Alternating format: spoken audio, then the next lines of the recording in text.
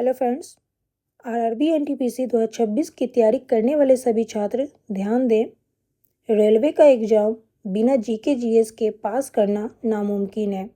आज के इस सेट में मैंने रेलवे के लेटेस्ट पैटर्न के वो 20 सवाल शामिल किए हैं जो आपकी मेरिट तय करेंगे। आज का टारगेट है 20 में से 18 प्लस। ओके, पहले सवाल पे आते हैं। पहला सवाल है, राज्यसभा का पदेन अध्यक्ष कौन होता है? कौन होता है? तो उपराष्ट्रपति होते हैं। ऑप्शन बी करेक्ट हो जाएंगे। आगे बढ़ते हैं। भारत का सबसे बड़ा तेल शोधक कारखाना कहाँ अवस्थित है? कहाँ अवस्थित है? तो गुजरात के जामनगर में अवस्थित है। ऑप्शन बी करेक्ट हो जाएंगे। आगे बढ़ते हैं, अगले प्रश्न पे आते हैं। सिकंदर ने किस वर्ष भारत पर आक्रमण किया? सिकंदर ने किस वर्ष भारत पर आक्रमण किया था? तो 326 ईस्वी पूर्व आक्रमण किया था। ऑप्शन सी करेक्ट हो जाएंगे।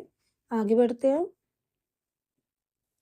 निम्नलिखित में से किसका निर्माण सम्राट अकबर ने नहीं कराया था? किसका निर्माण सम्राट अकबर ने नहीं करवाया था इनमें से?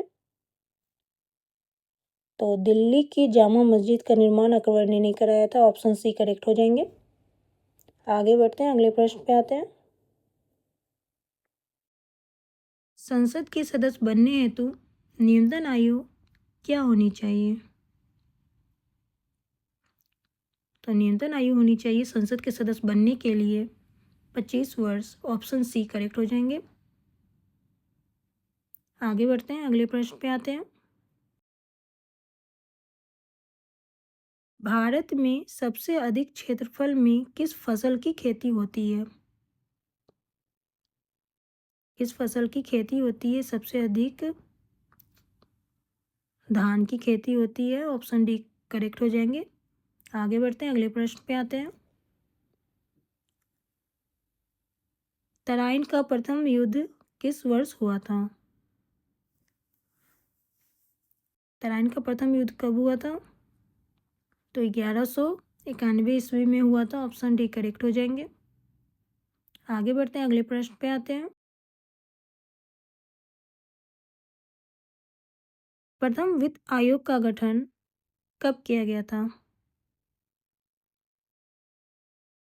1951 ईस्वी में किया गया था प्रथम वित्त आयोग का गठबंधन।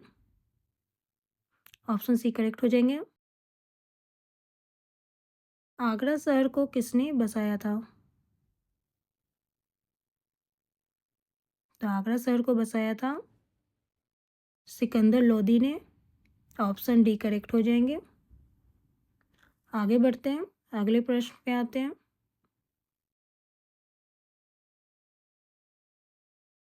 अटल सुरंग जोड़ता है लेह और मनाली को जोड़ता है अटल सुरंग। ऑप्शन डी करेक्ट हो जाएंगे। आगे बढ़ते हैं, अगले प्रश्न पे आते हैं। तंजौर का राजराजेश्वरी मंदिर किस वंश के शासक ने बनवाया था? किस वंश के शासक ने बनवाया था तंजौर का राजराजेश्वरी मंदिर? तो याद रखिए, चोल वंश के शासक ने बनवाया था। ऑप्शन ए करेक्ट हो जाएंगे। आगे बढ़ते हैं, अगले प्रश्न पे आते हैं। वर्तमान में भारत के राष्ट्रपति का मासिक वेतन कितना निर्धारित है?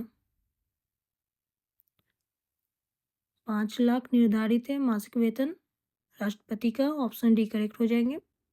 आगे बढ़ते हैं। वाष्प चलित रेल इंजन का आविष्कार किसने किया था?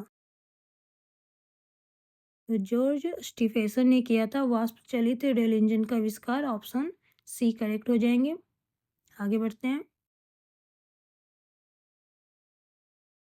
किस अनुच्छेद के तहत राष्ट्रपति द्वारा संयुक्त अधिवेशन बुलाया जाता है?